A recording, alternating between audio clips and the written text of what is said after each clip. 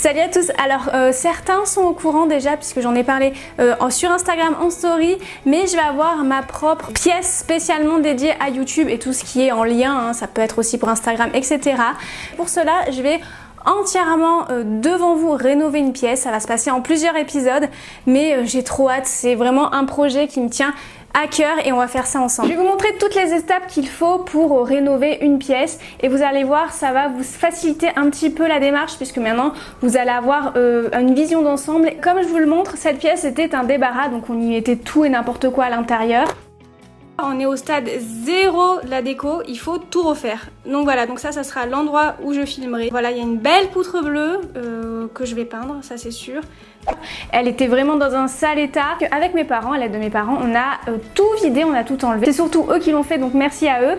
Et donc ils ont aussi donné tout ce qu'ils n'utilisaient plus et qui était encore en bon fonctionnement à des associations. Donc je vous conseille de faire ça pour éviter de jeter des trucs qui sont quand même encore utiles. C'est aussi l'occasion de faire du tri et de garder des choses que vous pouvez réutiliser et recustomiser. Ayez un petit peu d'imagination. Vous voyez un vase qui vraiment est pas très joli, mais vous vous dites si je mettais un petit coup de peinture par dessus, ça pourrait me faire un truc pas mal, fashion. Ensuite, une fois que la pièce est bien vide, il est temps de dégainer le mètre et de prendre tous les mètres de la salle en n'oubliant rien du tout. Moi, comme vous voyez, ma salle n'est pas complètement rectangulaire, il y a un petit écart sur le côté.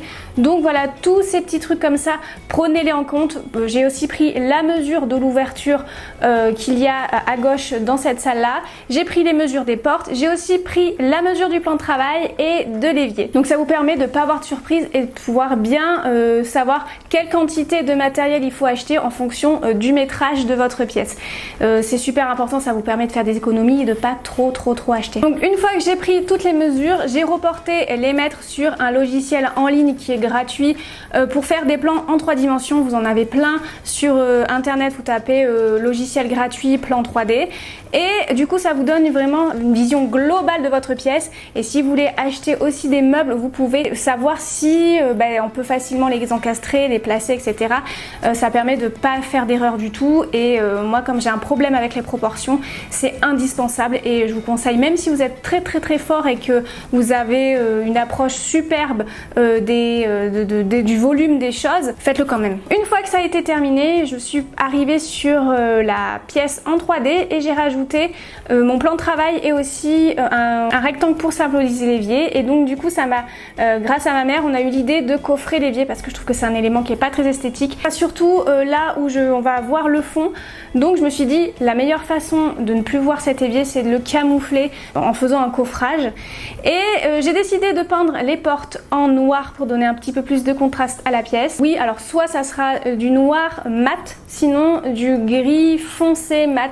Je verrai en fonction de l'avancée des travaux. Et de rajouter un luminaire qui sera un petit peu la limite entre l'espace où il y aura la caméra, etc. Donc l'espace hors champ et l'espace qui sera dans le champ. Donc bien sûr, j'ai décidé de tout repeindre en blanc, même les poutres. Et du coup, sur le côté droit de la salle, il va avoir une installation pour prendre des photos, donc un studio photo. Et à gauche, mon matériel. Et du coup, j'ai réutilisé ici un vieux meuble et je vais lui rajouter des pieds et je vous montrerai ça en vidéo pour voilà, recycler les choses que j'ai déjà chez moi et éviter d'acheter. Le but aussi, c'est d'ajouter un max de plantes pour donner un petit peu plus de vie dans cet espace de travail et aussi des éléments floraux pour donner de la couleur. Mais tout ce qui est déco, je verrai petit à petit comment je vais aménager et agencer mon fond par exemple, etc. Aussi je vous demanderai votre avis et vos conseils et on fera ça ensemble tranquillement. Après cela, j'ai fait une commande sur le site de bricolage et de jardinage Mano Mano. C'est une place de marché qui fait l'intermédiaire entre le vendeur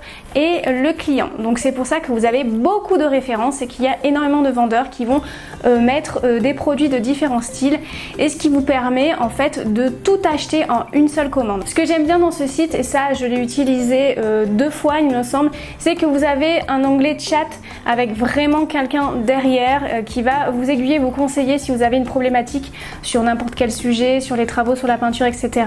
Vous lui posez une question et il va vous orienter le mieux possible pour répondre à votre demande et ça c'est super sympa, surtout quand on est un novice comme moi dans le bricolage et qu'on ne connaît pas toutes les techniques pour rénover une pièce. Je vous conseille de leur demander puisqu'il y a vraiment des professionnels derrière et des experts du bricolage et du jardinage. Après, ce qui est bien, ça c'est chacun ses goûts, c'est qu'on est tranquille, posé chez soi, on réfléchit bien au projet qu'on veut réaliser et sans oublier aucune pièce. Alors que quand on est dans un magasin physique de bricolage, on sait jamais où sont exactement les produits, il faut demander à un vendeur, après s'arrêter, redemander à un vendeur. C'est vraiment le moment propice pour se prendre la tête soit avec son mec ou avec ses parents si vous le faites en famille. Ça vous permet de bien vous concentrer sur tout ce que vous devez acheter.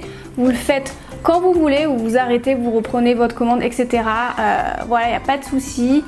Et puis c'est parti, on emballe, la commande est validée. En attendant que je reçoive ma commande, place au ménage pour préparer les murs et tout ce qui est carrelage à la peinture. On m'a dit un peu plus tard que j'aurais dû un petit peu poncer les murs et les poutres pour aussi préparer tout ça à la peinture.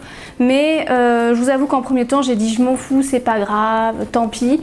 Mais là comme on me l'a dit et que je suis un petit peu complètement maniaque avec tout ce qui est bricolage, etc., ça va me trotter dans la tête et tant que je l'aurai pas fait, ça va rester et je vais me sentir pas bien. Donc oui les gars, j'ai fait le ménage, mais la prochaine fois je vais passer un petit peu de papier ponce un peu partout. Donc je nettoie à fond.